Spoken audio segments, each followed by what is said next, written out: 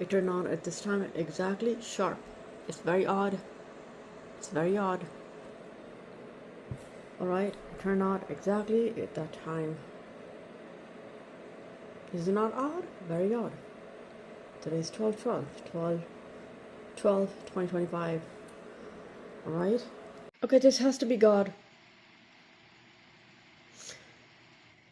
This has to be God. There is something that we may not have fully understood in universe's way of communication and how things connect without our awareness.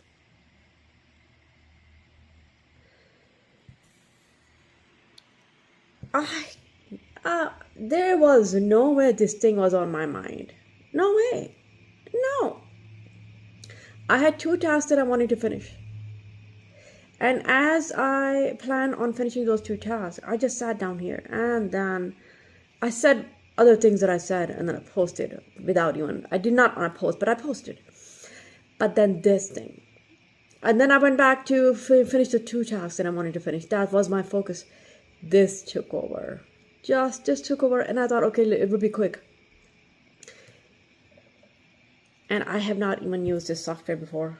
Anyway, what I did, I just quickly pulled these into this video clipping tool, which I've never really used before.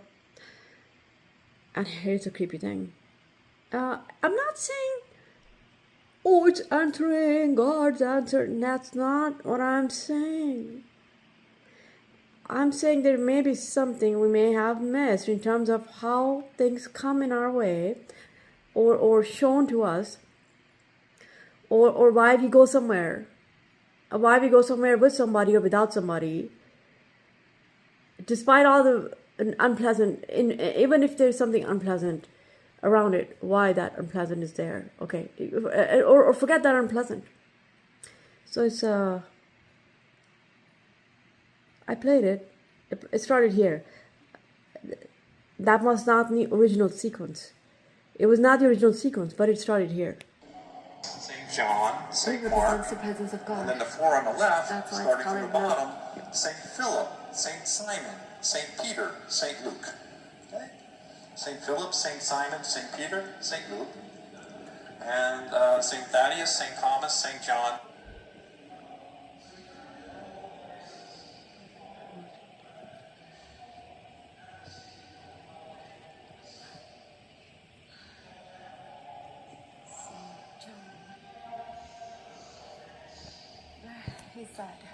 And then I forwarded it a little bit. I thought, okay, let me just go to the next one, okay? Because I wasn't going to listen to the whole thing. And then I stopped here.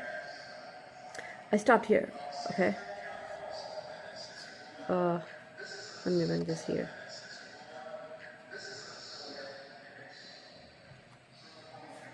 Oh, come on. I don't know why it's... Okay, and then we have St. Lawrence for burns. We have St. Clare of Assisi. She's also a doctor of the church. St. Clare of Assisi. She founded a religious order known as the Poor Clares to care for poor and sick. St. Clare. And this is St. Albert the Great for scientists. St. Romanus is for music. What do you think for music? Beautiful music. Music calms the soothing nerves. Is that the saying? St. Romanus. St. Catherine of Siena. She's a doctor of the church. We pray to her for nurses. And then we have St. John Chrysostom for epilepsy. St. Clement for care of sick children. St. Christopher. I have a younger brother, St. Christopher. You pray to him for safe travels. Now you notice St. Christopher was holding a child on his shoulders. What happened in legend was there was a swollen river, and this is for music. I reversed it a little bit because, reminded it a little bit because calms the soothing nerves. Is that the saying? St. Romanus. St. Catherine of Siena. She's a doctor of the church. We pray to her for nurses. And then we have St. John. And this is St. Albert the Great for scientists. St. Romanus is for music. What do you think for music? Good for music. Music calms the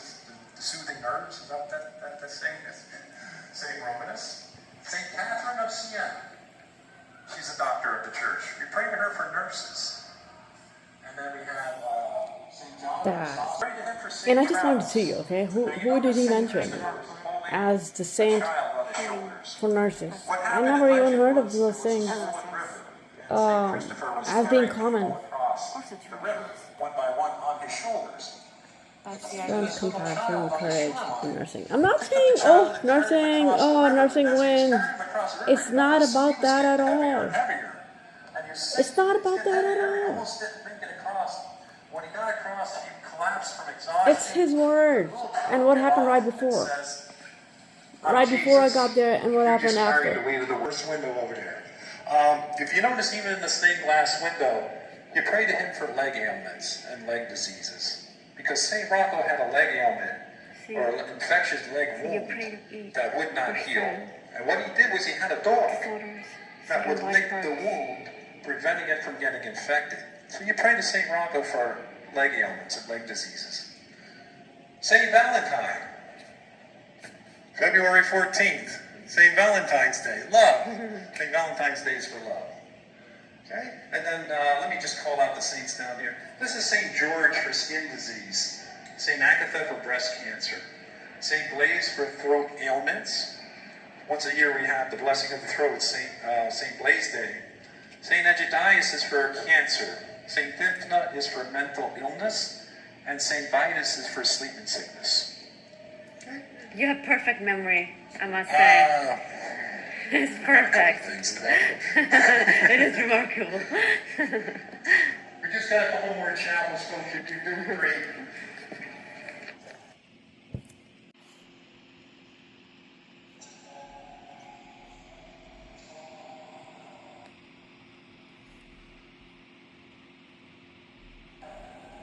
All hand carved. The marble came from Italy. The woodwork that you see here, folks, is Appalachian white oak. That's a wood that was prominently dominant in the Northeast here during the time. Appalachian white oak. 5'7". So if you guys were here for Mass today, did you love the way church, which contains the seat of the bishop, thus serving as the central church of a diocese or archdiocese?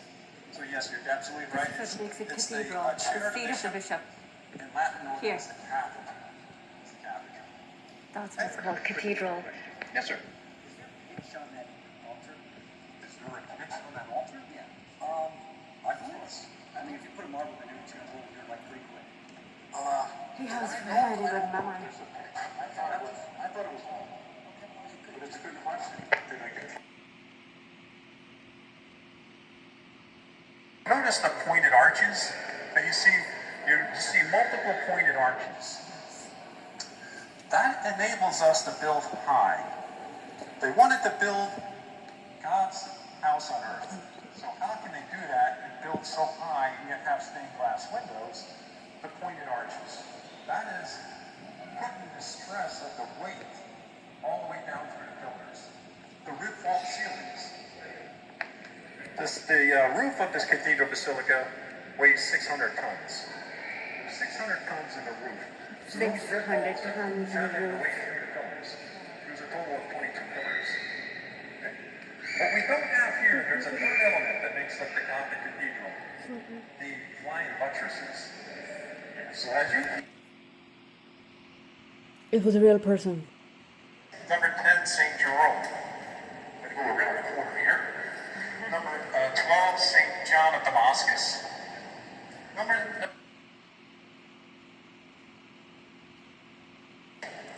They're called doctors of the Catholic Church because they earned that title. They were great theologian writers. They were great bishops. They were great teachers. So they earned that title. That's why they're specifically placed there on the pulpit. There's a total of 36 doctors in the Catholic Church. 4 women are also known as doctors of the Catholic Church. Let me begin by pointing them out to you. And let's fire up the old laser. Okay, that saint right there is St. Cyril of Jerusalem. St. Cyril of Alexandria. St. Cyril of Alexandria was the patriarch of Alexandria, Egypt. He lived between the year 376 and 444. This saint right here is St. Francis de Sales. He was the Bishop of Geneva. Lived between the year 1567 in 1622. Okay? Now, the doctors all around the church, the saints, let me start off by number 3 is St. Athanasius. Number 4, St. Gregory the Great. Number 5, St. Augustine. Number 6, St. Ambrose. Number 7, St. John Chrysostom.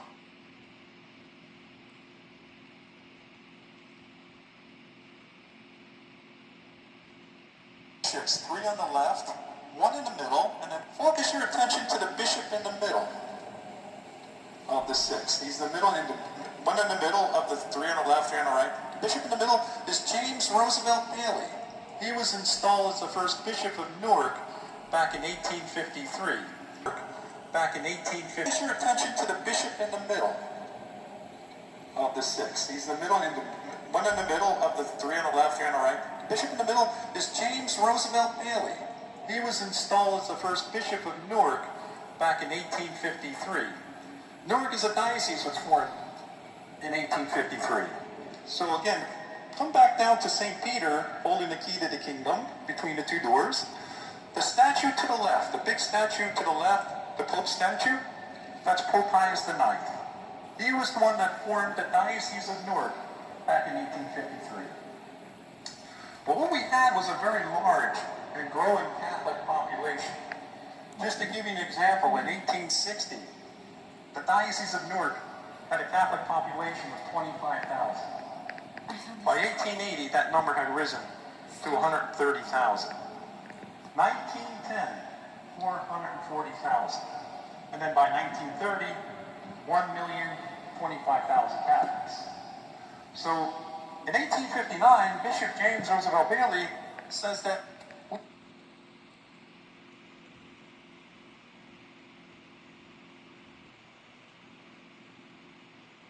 I can clearly say that it's one of the most beautiful. I sent her that. Yeah.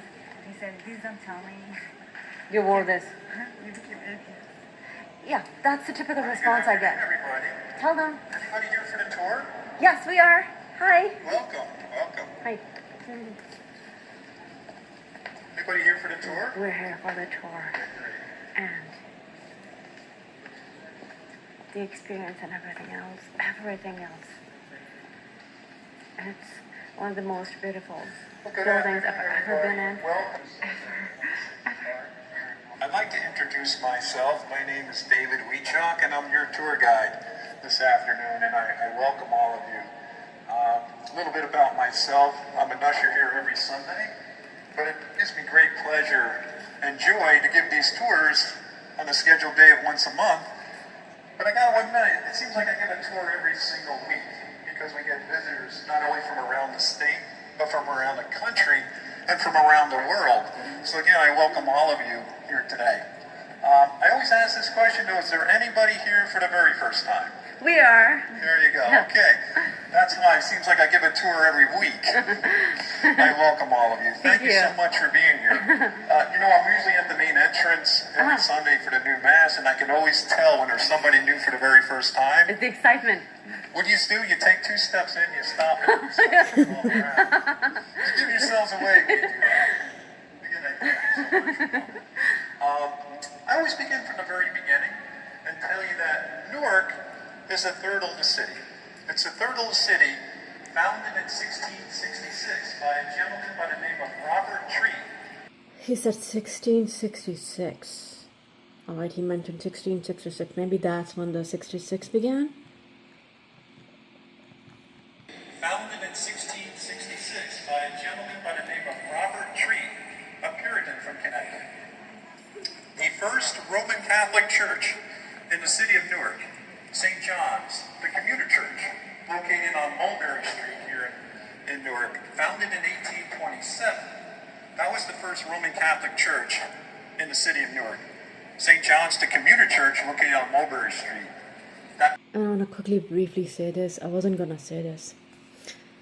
I wasn't going to include this, but I might as well. And that is a few days prior,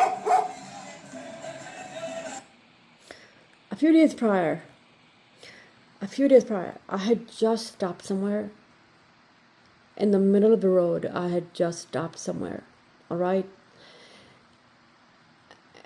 Maybe it was something in my body state. I wanted to quickly take a walk. And I stopped somewhere. And it was a small park type of area right on the roadside. And I walked in, and there I saw this on the ground.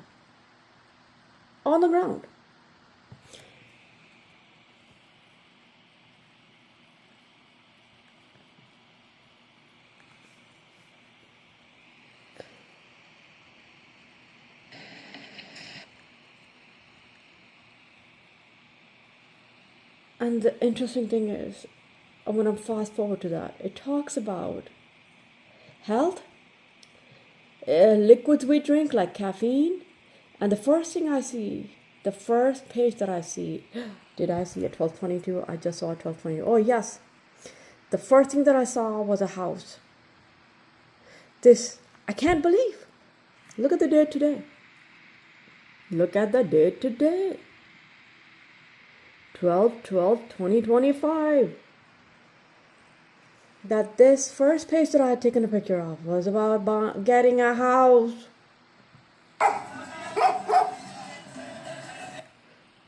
I have to find that page screenshot. Probably here.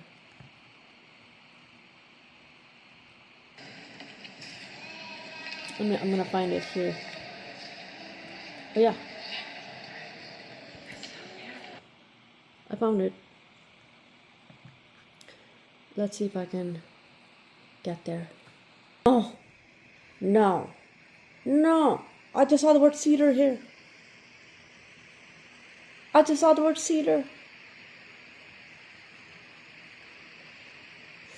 Cedar. Obviously, it's used in a different context.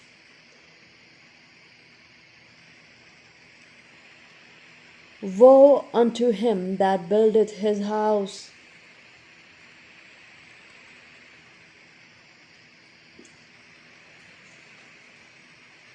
I will build me a wide house and a large, and then there's a cedar there. Cutteth him out windows, and it sold with cedar.